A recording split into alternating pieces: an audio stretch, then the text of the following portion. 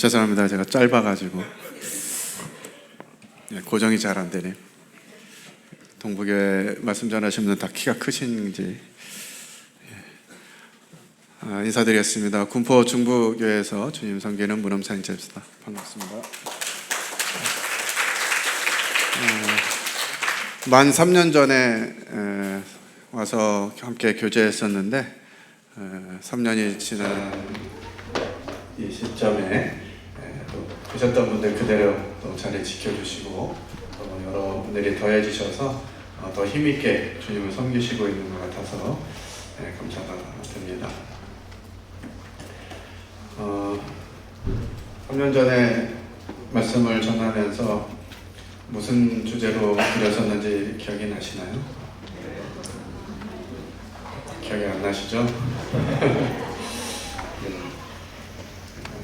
다음 세대가 될 것인가, 다른 세대가 될 것인가에 대해서 제가 좀 말씀을 드리면서 어린이들에 대해서 관심 많이 가져주시고 지원해달라 이런 말씀도 부탁을 드렸었는데 이번에 와서 제가 소문을 들었습니다. 누가 저한테 얘기해 주신 건 아니고 소문을 들었는데 그때 이후로 주일학교 재정이 늘어났다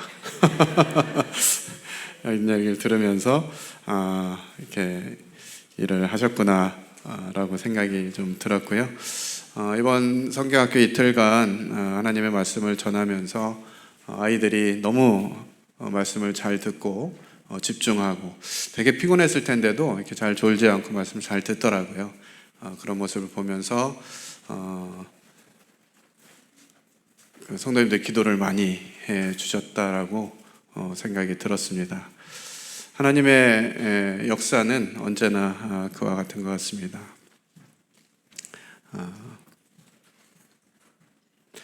이번 성경학교를 준비하면서 하나님께서 제 마음 가운데 아주 뜨겁게 말씀해 주신 부분들이 있어서 그 말씀을 이제 아이들과 함께 나누고 또 우리 성도님들과도 제 마음을 뜨겁게 하신 그 하나님의 마음을 좀 나누면 좋겠다라고 하는 확신을 주셔서 그 말씀 함께 교제하고자 합니다. 우리 고린도후서 5장 13절에서 15절 말씀 함께 읽어보도록 하겠습니다. 고린도후서 5장 13절로 15절입니다. 앞에 손글을 보셔도 되겠습니다. 함께 읽겠습니다. 우리가 만일 미쳤어도 하나님을 위한 것이요 정신이 온전하여도 너희를 위한 것이니 그리스도의 사랑이 우리를 강권하시는도다. 우리가 생각하건대 한 사람이 모든 사람을 대신하여 죽었은즉 모든 사람이 죽은 것이라. 그가 모든 사람을 대신하여 죽으심은 살아있는 자들로 하여금 다시는 그들 자신을 위하여 살지 않고 오직 그들을 대신하여 죽었다가 다시 살아나신 이를 위하여 살게 하려 함이라. 네. 사도 바울이 고린도 교회에 두 번째 서신을 보내면서 이와 같은 말씀을 기록해 주셨습니다. 고린도 교회는 아시는 것처럼 여러 가지 문제가 많았던 교회인데 그 교회에 편지하면서 이와 같은 말씀을 보냈다고 하는 것은 또 특별한 의미가 있는 것 같고요. 사도 바울의 마음이 어떠한가 하는 부분들을 생각할 수 있는 말씀인 것 같습니다. 이 말씀을 읽으면서 이 말씀의 주제를, 제목을 뭘로 정할까 고민을 많이 했습니다. 우리를 강권하시는 그리스도의 사랑 이라는 제목으로 처음에 준비를 하고 진행하다 보니까 이 하나님이 주시는 감동과 또 제안해 주신 기쁨, 소망 이런 것들을 다 표현할 수가 없었어요. 요 말씀 한 구절 가지고는. 그래서 고민하면서 말씀의 주제를 좀 영어로 정해봤습니다.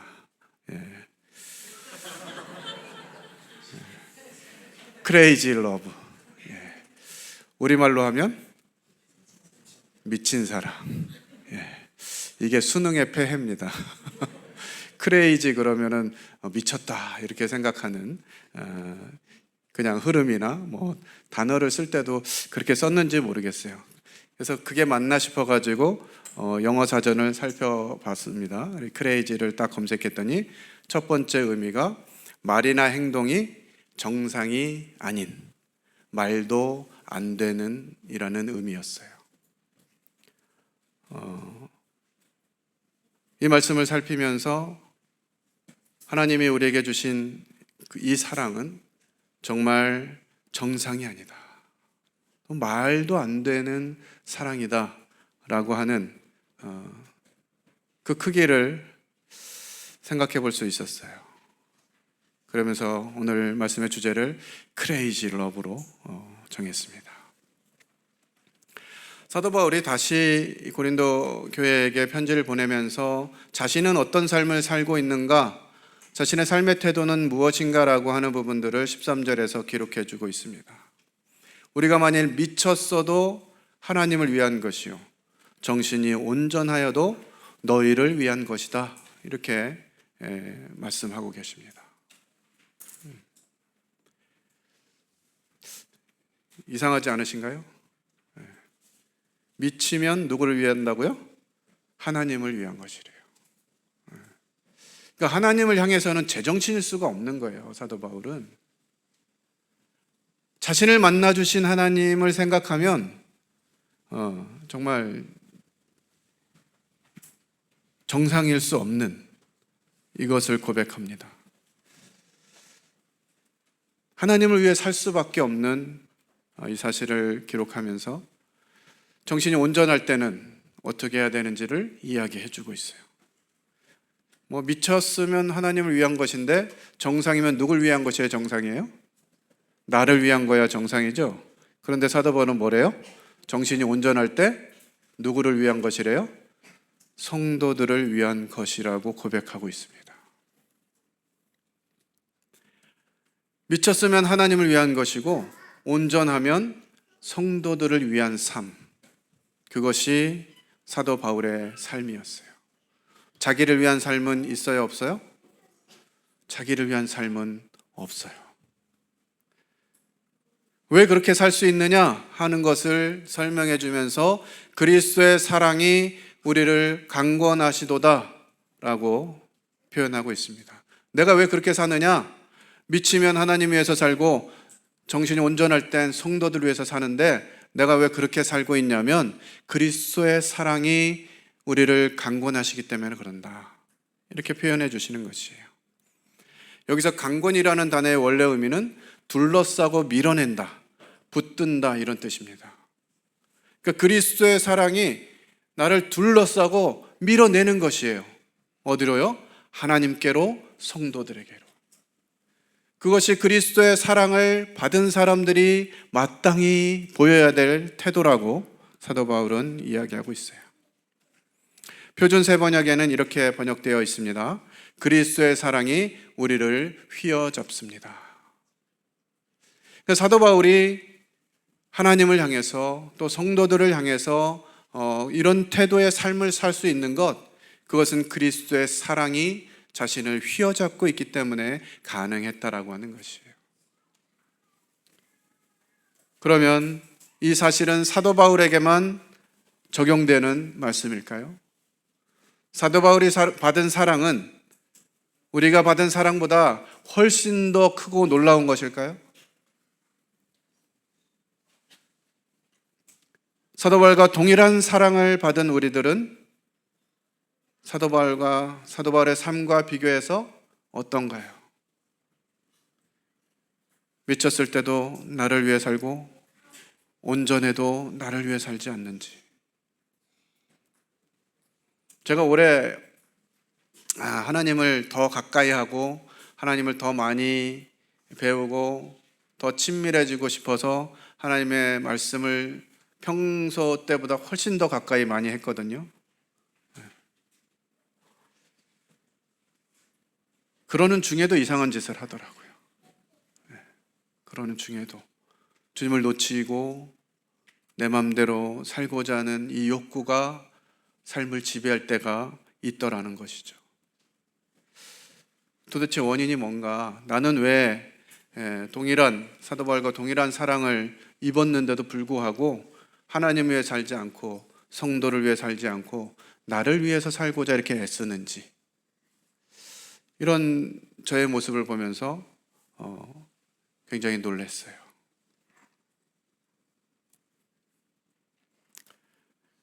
사도 바울은 그 삶을 어떻게 살았는지, 어떤 태도로 살았는지 하는 부분들을 또 빌립보서 3장에서 우리에게 보여주고 있습니다. 함께 읽겠습니다. 또한 모든 것을 해로 여김은 내 주 그리스도 예수를 아는 지식이 가장 고상하기 때문이라. 내가 그를 위하여 모든 것을 잃어버리고 배설물로 여김은 그리스도를 얻고. 네. 사도 바울이 자신이 가지고 있는 모든 것을 잃어버리고 또 배설물로 여겼다라고 표현하고 있어요. 우리가 예수님을 안다면, 하나님의 사랑을 입었다면 당연히 그래야지라고 생각하지만, 이 얘기는 뭐냐? 오늘날로 생각하면 내게 있는 모든 것 아무것도 아니니 다 배설물로 여기겠다고 하는 것이에요.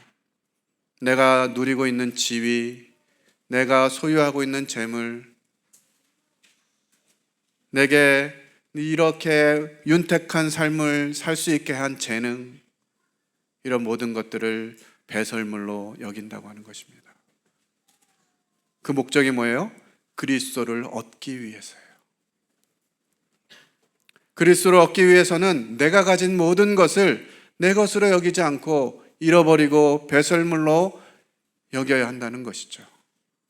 왜냐하면 그런 것들보다 예수 그리스도를 아는 지식이 가장 고상하기 때문이라고 사도 바울은 고백하고 있어요. 그리스도를 얻는다라고 할 때, 얻는다는 단어는 이익이 되게 하다, 이런 의미예요. 예수 그리스도만이 나에게 이익이 되고 다른 것들은 이익이 되지 않기를 소망하는 사도 바울의 다짐이죠. 사도행전 20장 24절에는 내가 달려갈 길과 주 예수께 받은 사명 곧 하나님의 은혜의 복음을 증언하는 일을 마치려 하면은 나의 생명조차 조금도 귀한 것으로 여기지 아니하노라, 이렇게 고백하고 있습니다.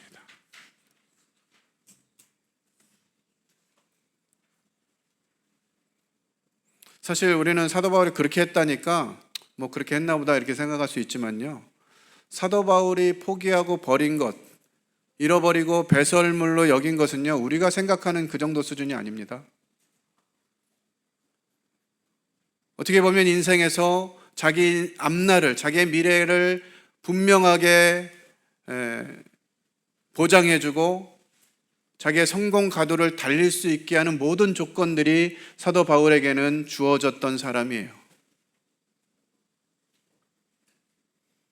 그는 히브리인 중에 히브리인이었고 가말리엘 문화에서 율법을 공부한, 그래서 이스라엘에서는 앞으로 그냥 그렇게 살아가면 성공이 보장돼 있던 그런 사람이었습니다.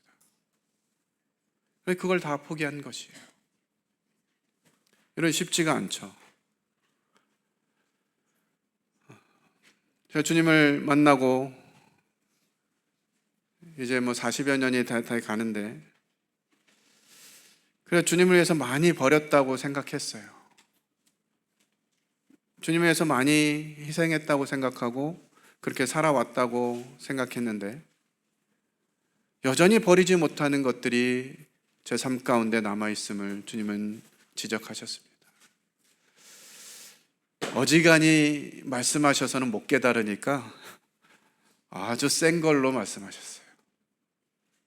너 이래도 나를 의지하지 않을래? 너 내가 이렇게 해도 여전히 네 생각으로 네 마음대로 그렇게 살려고 할래? 라고 하시면서 아주 큰 걸로 저를 가르치셨습니다.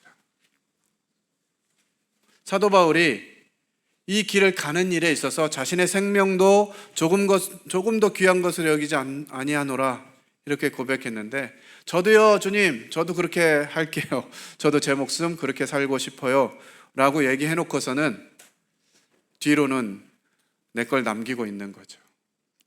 그래도 이거 하나 정도는 가지고 있어야 문제가 생겼을 때 제가 주님 따르지 않겠습니까? 막 이런 생각들. 사도 바울 마음과 같지 않았던 거예요. 사도 바울이 이와 같은 태도로 삶의 결단으로 자기 삶을 살아갈 수 있었던 이유는 그리스도의 사랑이 그를 강권했기 때문에 그렇습니다. 우리가 주님을 위해서 또 교회를 위해서 성도를 위해서 살아가는 근거가 어디에 있느냐는 거예요. 사도 바울은 그 자신이 가졌던 세상적인 조건들, 성공의 요인들, 보장된 미래들 다 포기하고 예수 그리스도의 복음을 증거하는 일에 자신의 생명조차도 아끼지 않는 그런 삶을 살게 되었어요. 사도행전에 보면 이제 사도들의 모습이 여러 가지로 기록되어져 있습니다. 사도행전 4장 19절에 베드로와 요한이 대답하여 이르되 하나님 앞에서 너희 말을 듣는 것이 하나님의 말씀을 듣는 것보다 옳은가 판단하라. 너무 멋있는 말이죠. 하나님 앞에서 너희의 말을 듣는 것이 하나님의 말씀을 듣는 것보다 옳은가 판단하라. 굉장히 멋있게 얘기한 것 같습니다. 근데 이 상황이 어땠느냐? 그 주변에 대제사장 안나스와 가야바, 요한과 알렉산더와 및 대제사장의 문중이 다 참여했어요. 이 두 사람 가운데다 세우고 너 잘못한 거 걸리기만 해봐. 가만 안 놔둘 거야. 이런 분위기였거든요. 도대체 무슨 권리로, 무슨 권한으로, 무슨 이유로 이와 같은 일들을 행하는 것이냐 하면서 수많은 사람이 둘러싸가지고 다시는 예수의 이름으로 말하지도 말고 가르치도 말아야 돼. 이렇게 협박하고 있는 장면에서 베드로와 요한이 이와 같은 고백을 한 거예요.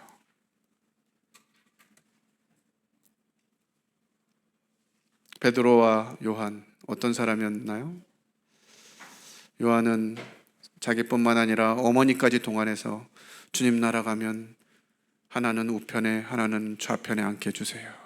이러면서 높은 자리를 추구했던 그런 사람 아닙니까? 베드로는 어떤 사람이었죠? 우리가 주와 함께 죽으러 가자 외쳤던 베드로였는데 이 베드로가 이와 같은 고백도 합니다. 베드로전서 4장 12절 13절 같이 읽겠습니다. 사랑하는 자들아 너희를 연단하려고 오는 불시험을 이상한 일 당하는 것 같이 이상히 여기지 말고 오히려 너희가 그리스도의 고난에 참여하는 것으로 즐거워하라. 이는 그의 영광을 나타내실 때에 너희로 즐거워하고 기뻐하게 하려 함이라.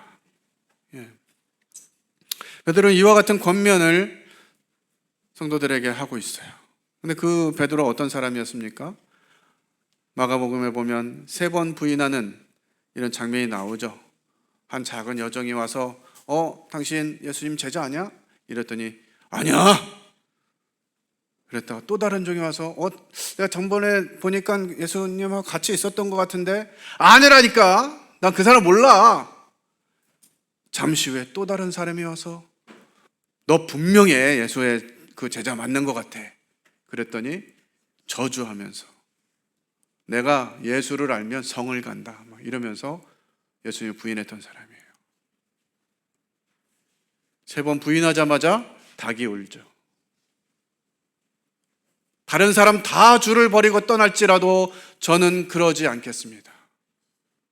그렇게 확실하고 보장된 것 같은 고백을 했던 베드로가 예수님을 3번 부인하고 그 일이 생각나서 밖에 나가 심히 통곡하고 옵니다.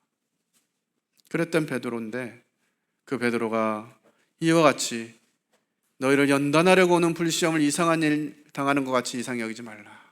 그렇게 얘기하는 것이 그리스도의 고난에 참여하는 것으로 즐거워하라. 그 두려움에 떨던 베드로는 어디로 가고 자신을 연단하려고 하는 불시험을 이상하게 여기지 않은 것이 전해져 내려오는 이야기에 따르면 베드로는 십자가에 거꾸로 매달려서 죽었다고 하죠. 그 비겁했던 성질 급해서 주님의 일을 늘 그르치고 했던 그 베드로가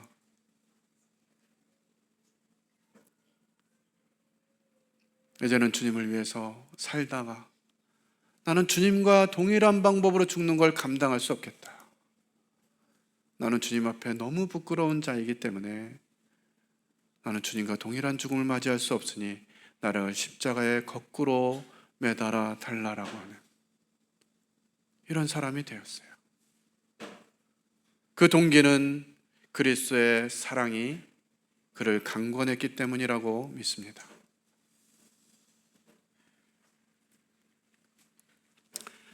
고린도서 4장 9절에는 사도들의 상황을 또 기록하고 있습니다.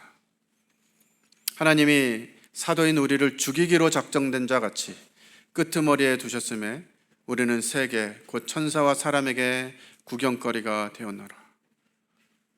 세번역에는 이렇게 기록되어 있습니다. 그런데 나는 이렇게 생각합니다. 하나님께서 우리 사도들을 마치 죽이기로 작정한 사람처럼 맨 끝자리에 세워서 온 세계와 천사와 사람들의 구경거리가 되게 하셨습니다. 제자들은 어떤 사람이었습니까? 주님이 나 이제 곧 십자가를 지게 된다, 내가 십자가를 지고 죽게 된다라고 하는 이야기를 할 때 그 자리에서 누가 큰가 다투던 제자들이었어요.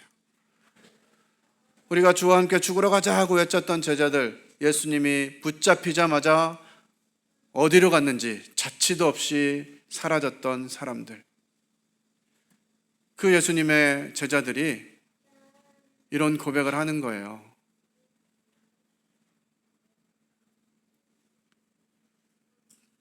자신들을 하나님이 정말 이 죽이기로 작정된 자처럼 하셨다는 거죠.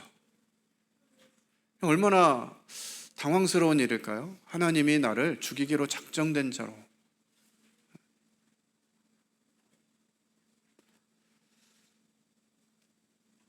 성경학교의 아이들에게 말씀을 전하게 하시면서 말씀이 다 끝나면 넌 죽을 거야, 이러시면서 저를 길거리에 어떤 일로 인해서 부끄러움을 당하는 그런 상황으로 하나님이 인도하셨다면, 야, 이걸 내가 그렇게 할 수 있을까?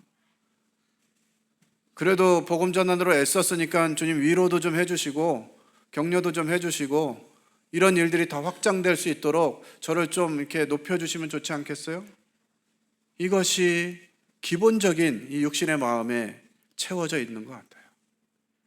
사도들은 그렇게 비겁하고 그랬던 사도들이 자신들이 어떤 처지를 당하든지 어떤 대우를 당하든지 심지어 자신들을 죽이기로 작정된 자 같이 대우하시더라도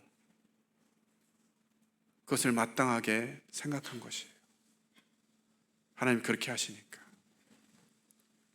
성경에 그리스도의 사랑으로 변화받은 많은 사람들이 기록되어 있습니다. 누가복음 19장에 삭개오가 나오죠. 그가 예수 그리스도가 자기 집에 들어오셔서 자기와 함께 해주시고 자기를 택해 주신 것들에 기뻐하면서 고백합니다. 내 소유의 절반을 가난한 자들에게 나눠주겠습니다. 그리고 혹시 속여서 빼앗은 것이 있다면 네 배나 갚겠습니다. 삭개오는 어떤 사람이었습니까? 세리장이었고요, 부자였어요. 많은 사람들이 수군거리면서 죄인이라고 손가락질하는 사람이었습니다. 그런 사람들 속에서 자신이 살아갈 수 있는 유일한 방법은 부를 가지고 누리는 것이었을 거예요. 그랬던 그가 예수 그리스도를 만난 후에 자기 소유의 절반을 나눠주겠다고 고백하고 혹시 속여 빼앗은 일이 있다면 4배나 갚겠다고 고백하게 됩니다. 이것이 예수 그리스도를 만난 사람들의 태도였어요. 마태복음 26장에 베다니 마리아에 대한 내용을 기록하고 있습니다. 예수님이 시몬의 집에 들어갔을 때 한 여자가 매우 귀한 향유옥합을 가지고 나와서 식사하는 예수의 머리에 부었어요. 요한복음에서는 지극히 비싼 향유라고 기록하고 있고요, 마가복음 14장에서는 매우 값진 향유라고 기록하고 있습니다. 한 제자는 왜 이것을 300데나리온에 팔아서 가난한 자들에게 나눠주지 않고 이렇게 허비하느냐라고 이야기했어요. 한 데나리온은 일반 노동자의 하루 품삯입니다. 오늘날로 치면 평균 한 15만 원 잡으면 300일이면 4,500만 원이에요. 4,500만 원에 이르는 이 향유를 예수님의 머리에 부은 것이에요. 참 귀한 일이죠? 귀한 헌신이야. 이렇게 생각합니다. 그리고 혹시 이 향유를 다 붓지 않고 어떻게 해요? 어느 정도 붓고 우린 그러고 싶잖아요. 다 드려라, 다 내 거 아니냐, 나한테 다 가져와라 하실 때 우리는 어떻게 하고 싶은 마음이 있어요? 요만큼만 남길게요, 이러고 싶은 마음이 있잖아요. 마리아에겐 왜 그럴 마음이 없었을까요? 있었을 텐데 마리아는 어떻게 했냐면 향유옥합을 그냥 조금 붓고 뚜껑 열어가지고 좀 붓고 남긴 게 아니라 향유옥합을 깨뜨렸어요. 산산이 깨뜨린 거예요. 박살낸 거예요. 무슨 의미입니까? 나를 위해서 남기지 않겠다는 고백이에요.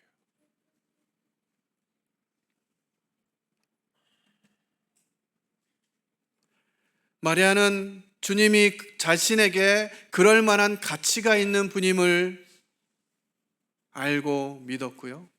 자신의 가장 귀한, 어떻게 하면 평생을 자기를 위해서 준비한 것을 주님께 드리는 것이 전혀 아깝지 않았어요. 왜 그랬을까요? 그에게 부어진 그리스도의 사랑이 이 가치보다 더 크다고 믿었기 때문에 그렇죠. 우리는 하나님께 얼마나 드렸느냐 이것에 관심이 많지만 하나님은 계산법이 좀 다르십니다.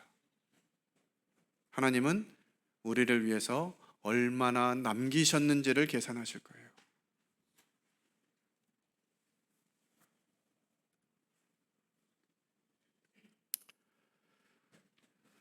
우리가 잘 알다시피 사도시대 이후에 이제 로마 핍박이 심해지면서 그리스도인들을 핍박했던 수많은 장면들을 기억하고 있습니다.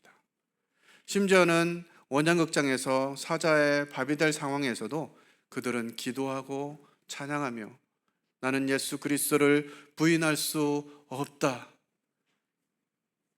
심지어 내가 사자의 밥이 될지언정 나는 믿음을 거절할 수 없다. 그리스도의 주되심을 포기할 수 없다 하면서 죽음을 맞이한 성도들이 너무나 많습니다. 그리고 이 놀라운 예수 그리스도의 복음이 우리들에게까지 전달되어지기 위해서 수많은 사람이 피를 흘리셨어요. 그들이 그러한 삶을 살 수 있었던 근거는 그리스도의 사랑이었다고 믿습니다.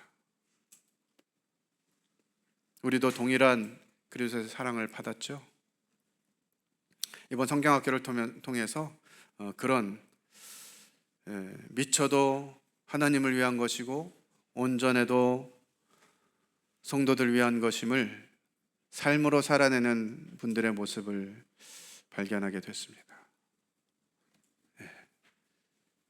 성경학교 하고 있는 모습이거든요. 온도가 지금 33도, 34도, 35도 막 이렇게 올라가고 있는 판인데 뭐 좋다고 이렇게 뛰어다니는지 그냥 막 숨차해하면서 아이들 앞에서 찬양을 인도하고 아이들을 위해서 자신의 시간과 물질을 허비하고 아이들을 위해서 자신의 피곤함도 무릅쓰는 성경학교를 준비하기 위해서 몇 달 전부터 회의하고 준비하고 점검하고 일주일에 2일씩 3일씩 예배당에 나와서 율동을 연습하고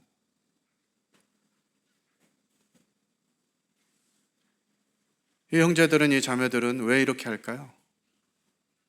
무엇을 위해서? 그래도 광주 동부교회는 교사들을 많이 위로해주고 격려하는 교회라고 제가 알고 있습니다. 근데 많은 교회들의 대다수 교사들은 이런 위로와 격려를 못 받으면서 이 일을 하고 있어요. 주일학교 하는 교사들 누가 뭐 신경이나 씁니까? 잘 신경 안 써주거든요. 예전에 한 교회에서 연말에 이제 재정 관련된 이렇게 보고를 하는데 어떤 형제님께서 재정 내역을 쭉 보더니 뭐야, 교사들 회식하는데 돈이 왜 이렇게 많이 들어갔어? 뭐 소고기 먹었네? 굳이 소고기를 먹었어야 돼? 이렇게 하면서 말하는 그 들은 적이 있어요. 아, 정말 육신 같았으면 멱살을 잡고 싶었는데 그렇게 하진 못하고.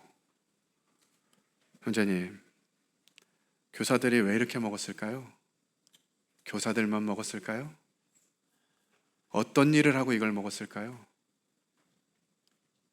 교사들 평소에 뭐 하는지 한번 들여다보신 적 있으신가요? 어떻게 주님 섬기고 있는지 보신 적 있으세요? 평소에는 관심도 안 가져주면서 돈 많이 썼다고 그런 얘기하면 교사들 그만두라는 얘기랑 똑같습니다.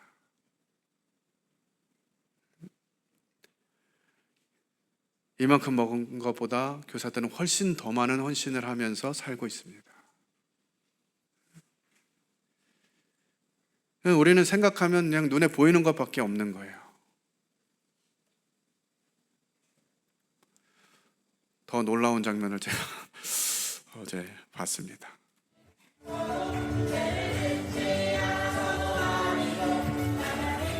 저 뒤에 학생부 학생들이라고 그러더라고요.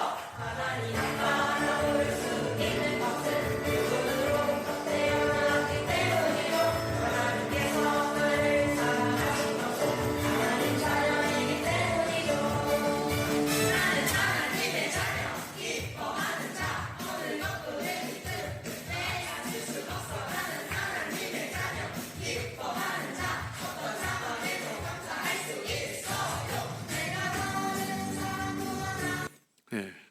저 뒤에서 찬양하는 학생부 학생들을 보면서 쟤들은 왜 저러고 있을까 이런 생각이 들었어요. 더더군다나 이제 남학생들이, 예? 학생부 많은 학생부들을 보지만요, 학생부에 들어가면 학생들의 어떤 표정과 모습이 대부분 똑같습니다. 예? 학생부 시작하면 고개를 드는 학생들이 별로 없어요. 뭘 물어봐도 대답도 안 하고. 제가 학생 연합 집회할 때 한번 말씀을 전했는데 이 아이들에게 어떻게 하면 효과적으로 말씀을 전할 수 있을까 고민하면서 주님 지혜를 주십시오. 이 아이들의 마음을 잡아야 되는데 첫 마디가 중요합니다. 어떻게 시작할까요? 지혜를 구했더니 주님 지혜를 주셨어요. 아이들이 앞에 막 교사들이 나와가지고 찬양하고 뭐 뭘 막 하고 이래도 거의 반응이 없어요. 입을 열어가지고 찬양하는 아이들이 별로 없었어요.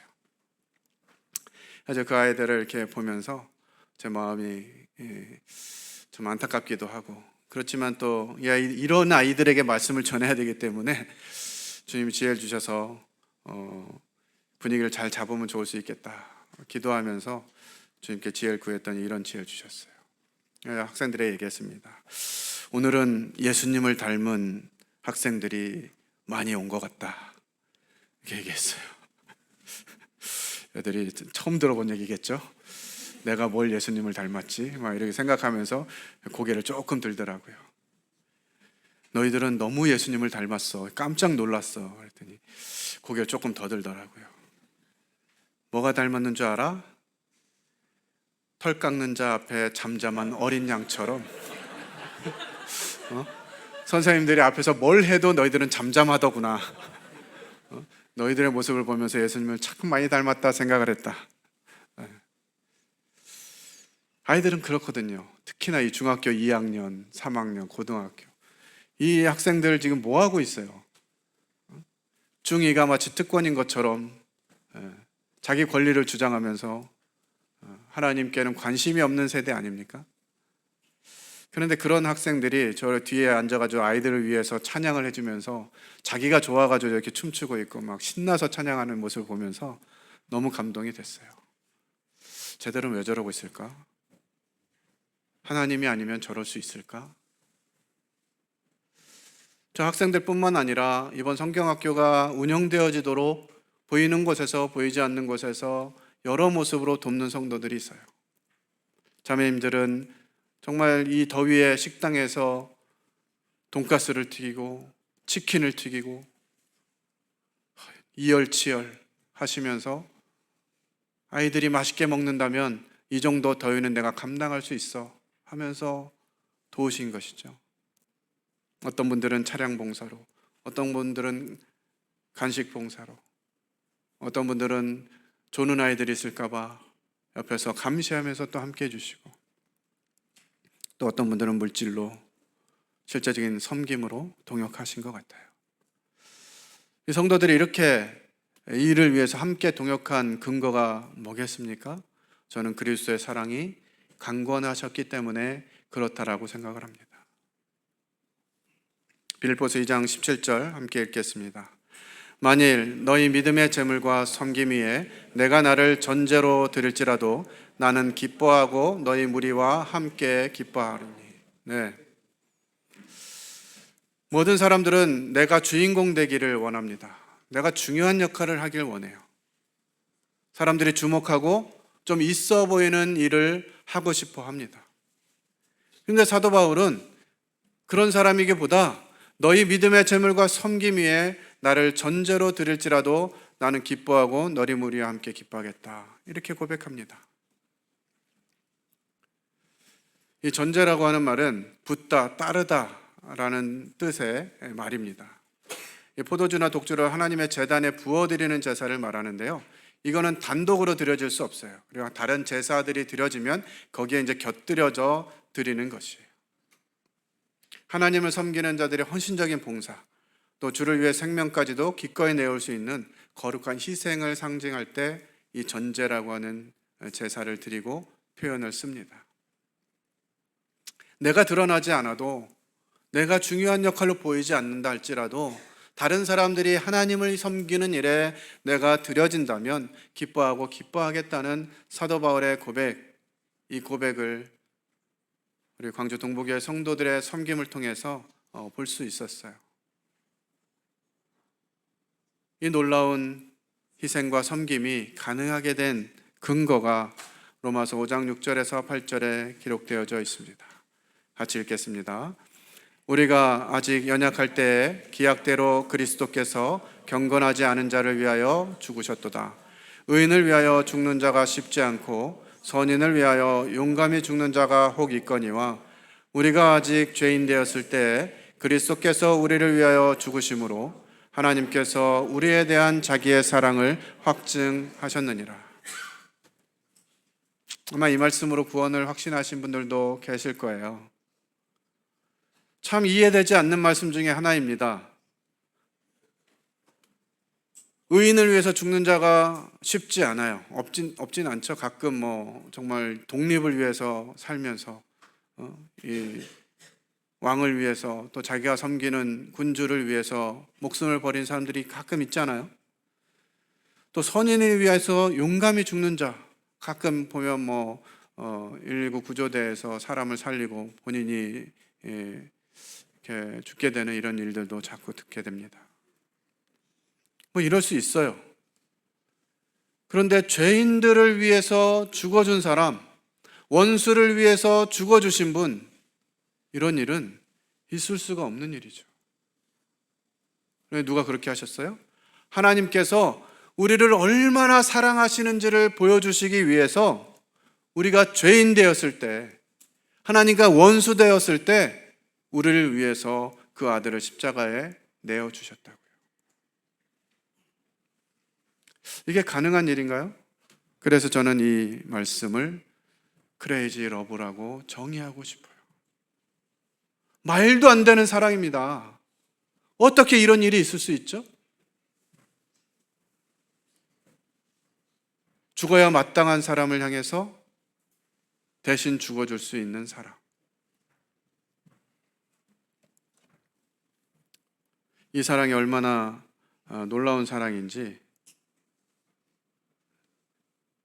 함께 좀 영상 하나를 통해서 보도록 하겠습니다.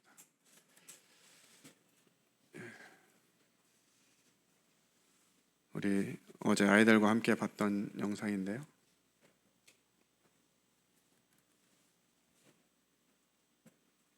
십자가는 기독교의 대표적인 상징으로 사람들에게 널리 알려져 있다. 십자가는 원래 로마 제국의 형벌이었던 십자가형의 형틀이었으나 예수 그리스도가 십자가형으로 처형당한 이후 로마 제국에서 박해받던 수많은 기독교 신자들의 고난의 상징으로 사용되었으며 이후 밀라노 칙령을 통해 기독교가 공인되기 시작하면서 그리스도의 대속적인 죽음을 의미하는 기독교의 상징이 되었다. 십자가형은 예수 그리스도를 처형시켰던 사형 방법으로 기독교인뿐만이 아닌 일반 대중들에게도 널리 알려져 있다. 오늘은 과거 로마 제국의 끔찍한 형벌이자 역사상 가장 잔인한 사형 방법으로 알려진 십자가형에 대해 알아보고자 한다. 십자가형은 고대 로마의 사형 방법 중 하나로 그 과정이 매우 잔혹했다. 이는 성경에 기록된 예수 그리스도에게 행했던 고문들과 남아있는 기록들을 토대로 설명된 십자가형의 처형 방법이다. 우선 형을 집행하기 전 사형수에게 채찍질을 가했다. 채찍에 활용된 가죽끈에는 쇠 조각들이나 가시 같은 온갖 위협적인 흉기들을 박아 넣었으며 형을 집행하기 전 채찍을 하루 동안 물에 담궈 불려놓아 무게를 더 무겁게 만들었다. 이후에는 죽음의 문턱에 도달할 정도로 전신을 무자비하게 난타질했다. 이때 사형수의 피부는 모조리 뜯어지고 그 밑에 골격 근육은 대부분 쓸려져 내리는데 기록에 따르면 채찍질에 가해진 예수의 형체가 알아보기 힘든 수준으로 망가져서 구경하는 사람들이 고개를 돌릴 정도였다고 한다. 그리고 이렇게 만신창이가 된 사형수에게 직접 십자가를 짊어지게 하고 처형장까지 이동시키는데 이때 사형수는 사람들이 많은 거리를 지나며 구경거리가 되었다고 한다. 십자가의 무게는 가볍게는 18kg 수준에서 50kg까지 다양하지만 확실한 건 빈사 상태의 사형수가 지고 이동할 수 있는 무게는 아니었다. 이후 사형수가 십자가를 메고 사형장으로 오면 십자가에 매달 준비를 하게 된다. 우선 사형수를 속옷까지 완전히 벗긴 채로 나체 상태로 만든다. 다음에는 사형수를 십자가에 눕히고 손목과 발 뒤꿈치에 약 13에서 18cm 길이에 사람의 무게를 지탱할 만한 거대한 대못을 못 박는다. 많은 그림이나 미디어에서 예수의 손바닥에 대못을 박은 것으로 묘사되지만 실제로는 손목에 대못을 못 박았다고 한다. 그리고 이렇게 사형수가 못 박힌 십자가를 세워서 형을 집행한다. 사형수에게 가해질 최악의 고통은 이제부터 시작이다. 사형수의 손목과 발 뒤꿈치에 못 박힌 상처가 몸무게에 짓눌려 가해져 상술한 고통이 극대화되며 못 박힌 팔이 몸무게 때문에 점점 늘어나다 결국 양쪽 어깨가 탈골된다.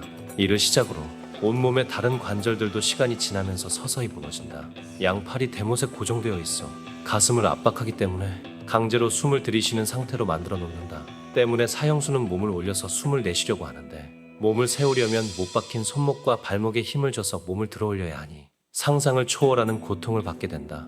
그렇다고 해서 힘을 빼버리면 또 다시 숨을 못 쉬는 상태로 돌아온다.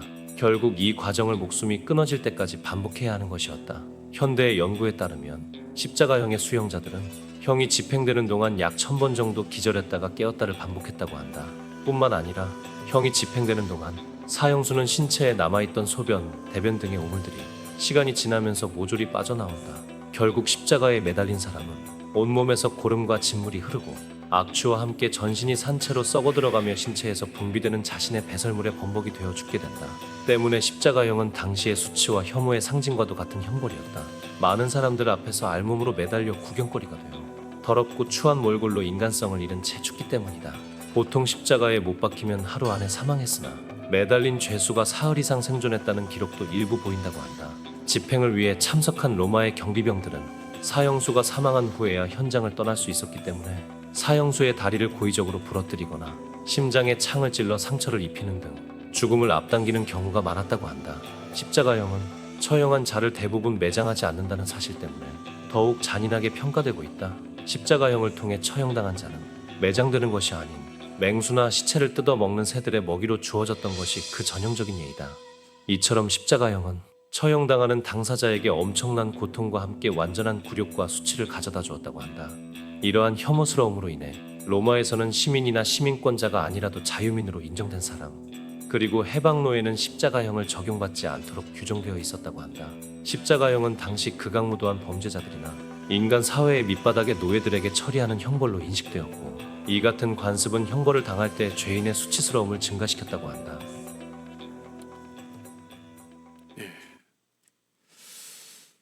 우리 주님이 달리신 십자가는 이런 형벌이었어요.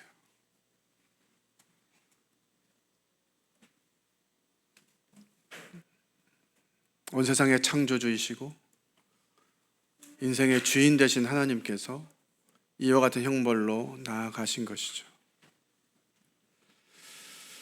십자가형을 당하는 죄인은 두 가지를 한다고 영상에 소개하고 있습니다. 첫 번째가 채찍에 맞는 것이고요. 두 번째가 자기 십자가를 지고 가는 것입니다. 채찍에 맞는 것조차 엄청난 고통이죠.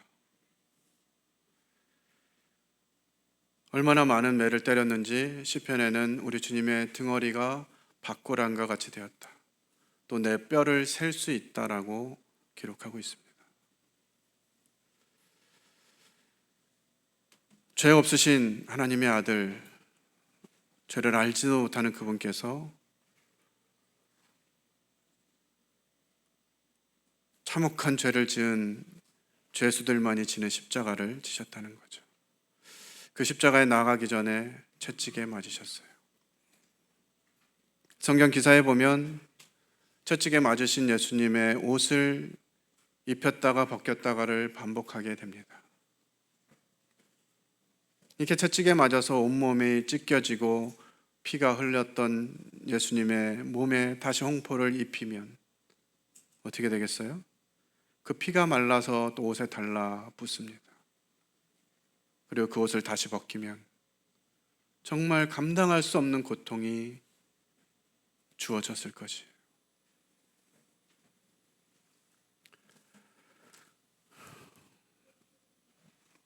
이 십자가형을 당하는 죄수의 가족들은요, 이 채찍을 때리는 사람들에게, 그 병사들에게 돈을 많이 얹어준다고 합니다.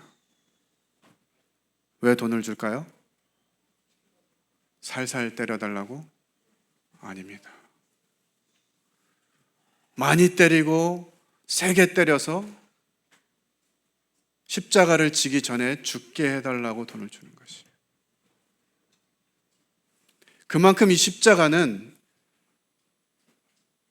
사람으로서도 감당할 수 없는 고통과 수치의 형벌이었어요.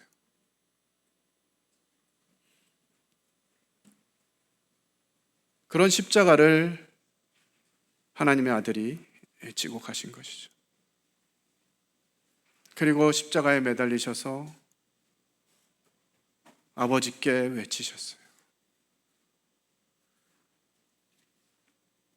아버지여, 아버지여, 어찌하여 나를 버리십니까? 자신이 유일하게 의지할 수 있는 하나님 아버지께도 버림받는 그 상황을 우리 주님 그냥 기다리신 거예요. 참아내신 거예요. 12형 되되는 천사를 데리고 와서 자기를 향해서 조롱하고 핍박하고 그 십자가형을 집행하는 모든 죄인들을 쓸어버리고 심판하실 수 있는 능력을 가지신 그분이 그 십자가에서 모든 것들을 감내해 내신 거죠. 왜 그러셨을까요? 히브리서 12장 2절에 그 이유를 말씀해 주고 있습니다. 같이 읽겠습니다. 믿음의 주여, 또 온전하게 하시는 이인 예수를 바라보자. 그는 그 앞에 있는 기쁨을 위하여 십자가를 참으사 부끄러움을 개의치 아니하시더니 하나님 보좌 우편에 앉으셨느니라. 십자가를 왜 참으셨다고요? 그 앞에 있는 기쁨을 위해서 참으셨다는 거예요. 그 앞에 있는 기쁨이 뭘까요? 어떤 기쁨이길래 창조주 되신 그분께서 십자가에서 그와 같은 고난을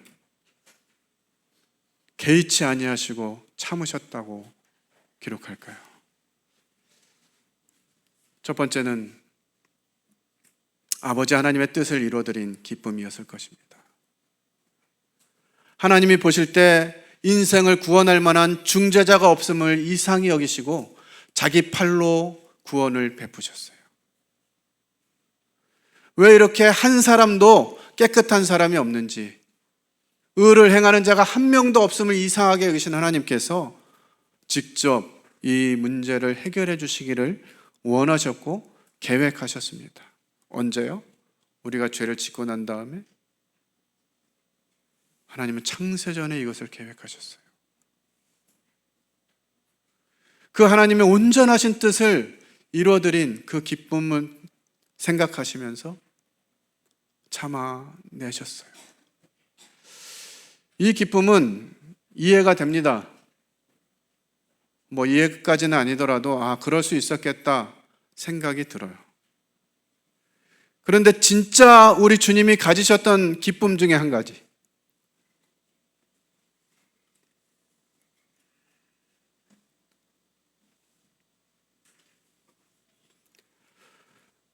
그것은 바로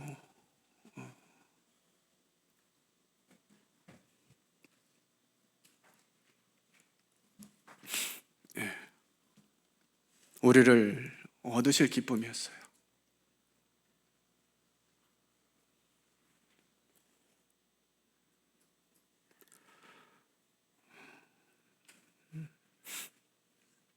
이런 주님의 마음을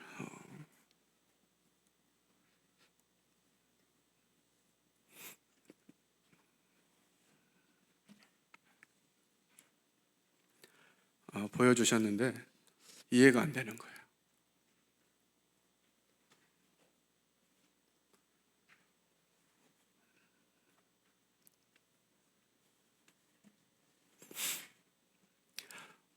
내가 나를 봐도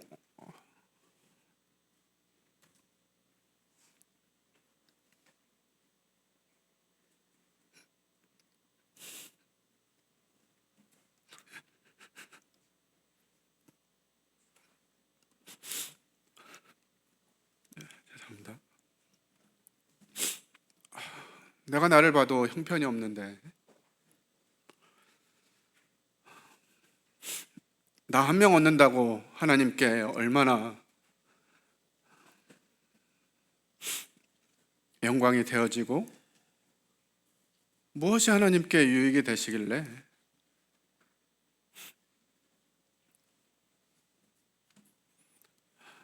나를 얻으실 것들을 생각하시면서 십자가를 참으시고 그 부끄러움을 개의치 않으셨는지.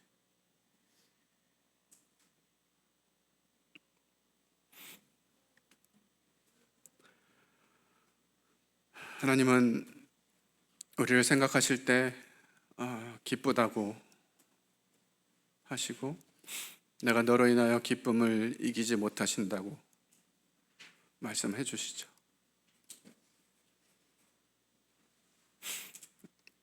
그냥 주님 나라 가서 주님을 만나면 이게 뭔지 좀 제대로 물어보고 싶어요. 도대체 뭐 때문에? 하나님 그분만으로 완전하신 분이잖아요. 하나님 그분 스스로도 온전하신 분이기 때문에 우리 같은 사람들 하나 더해진다고 해가지고 하나님께 얼마나 큰 유익이 되겠냐고요. 그런데 그 기쁨을 위해서 십자가의 고난을 참으시고 부끄러움을 개의치 않으셨다고 하는 이 마음을 제게 보여주셨을 때 아무 말도 드릴 수가 없었어요. 이런 기쁨을 가지신 그 주님을 생각하면서 앞에 살펴본 믿음의 선진들이 그리스도의 사랑의 강권함을 입어서 자신들의 삶을 드렸던 모습, 그 모습이 제 삶 가운데 회복되어지기를 기도할 수밖에 없었습니다. 주님이 주신 사랑 때문에 그렇게 하자는 것이죠. 히브리서 13장 12절로 15절 함께 읽겠습니다. 그러므로 예수도 자기 피로써 백성을 거룩하게 하려고 성문 밖에서 고난을 받으셨느니라. 그런즉 우리도 그의 치욕을 짊어지고 영문 밖으로 그에게 나아가자. 우리가 여기에는 영구한 도성이 없으므로 장차 올 것을 찾나니 그러므로 우리는 예수로 말미암아 항상 찬송의 제사를 하나님께 드리자. 이는 그 이름을 증언하는 입술의 열매니라. 네.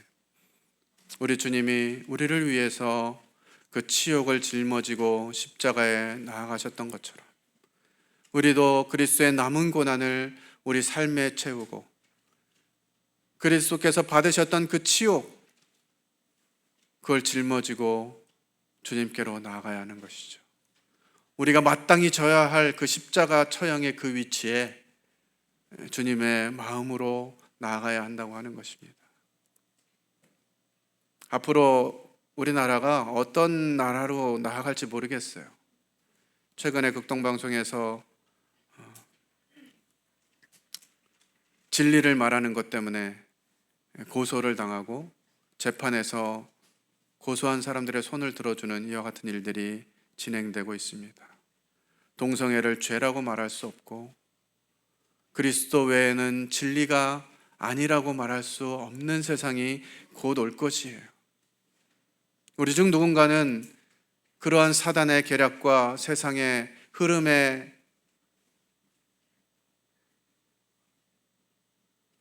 대항하고 누군가는 목숨을 바쳐야 할지도 모르겠어요. 그런 일들을 감당할 수 있는 것은 예수 그리스도의 사랑이 가능케 할 것이라고 믿어집니다. 우리가 이 땅을 사는 동안 이 유일한 동기가 바로 예수 그리스도의 사랑이어야 한다고 생각합니다. 또 교회에서 직임을 가진 성도든 직임을 갖지 않은 성도든 간에 모든 섬김의 동기가 바로 이 예수 그리스도의 사랑이어야 한다고 믿습니다. 주 예수님께서는 교회를 위해서 이 크레이지 러브를 보여주셨어요. 그리고 주 예수님께서는 나를 위해서 이 크레이지 러브를 보여주셨습니다. 그러게 우리는 마땅히 예수 그리스도의 크레이지의 러브에 반응하는 삶을 살아야 될 것이에요. 되고 안 되고 하고 안 하고 이런 문제가 아니고요. 우리가 그리스도의 사랑 앞에 있게 된다면 그런 일들은 문제가 아닐 거예요. 내 생각으로, 내 경험으로 하나님의 일을 재단하고 하나님이 하시는 일을 혹시 반대하게 되지 않을지 우리는 우리 자신을 하나님 앞에서 면밀히 검토해야 합니다. 하나님은 복음을 증거하게 하시기를 원하고 하나님 나라가 확장되어지기를 원하시는데 사단은 그 일들을 방해할 것이에요. 근데 그 방해를 누구를 통해서 하게 됩니까? 그리스도의 사랑에 붙잡혀 있지 않는 성도들을 통해서 사단 마귀가 일하게 돼요. 우리 광주 동부교회 성도들 중에는 사단의 도구가 되어지는 그런 분이 없기를 기도하게 됩니다. 믿지 않는 사람을 통해서 이 일을 하는 게 아니에요, 마귀가. 하나님의 교회가 마땅히 나아가야 될 방향을 하나님 계속 말씀해 주시는데 성도들 중에서 이 그리스도의 사랑을 잊고 육신에 반응하는 성도들을 통해서 마귀는 일한다고요. 그 무엇보다 예수 그리스도의 이 뜨거운 사랑, 이해할 수 없는 사랑, 말할 수 없는 사랑, 말도 안 되는 사랑, 이 사랑을 입은 성도로서 그 놀라운 사랑에 반응하는 귀한 성도님들이 되시기를 간절히 기도합니다. 기도하고 마치겠습니다.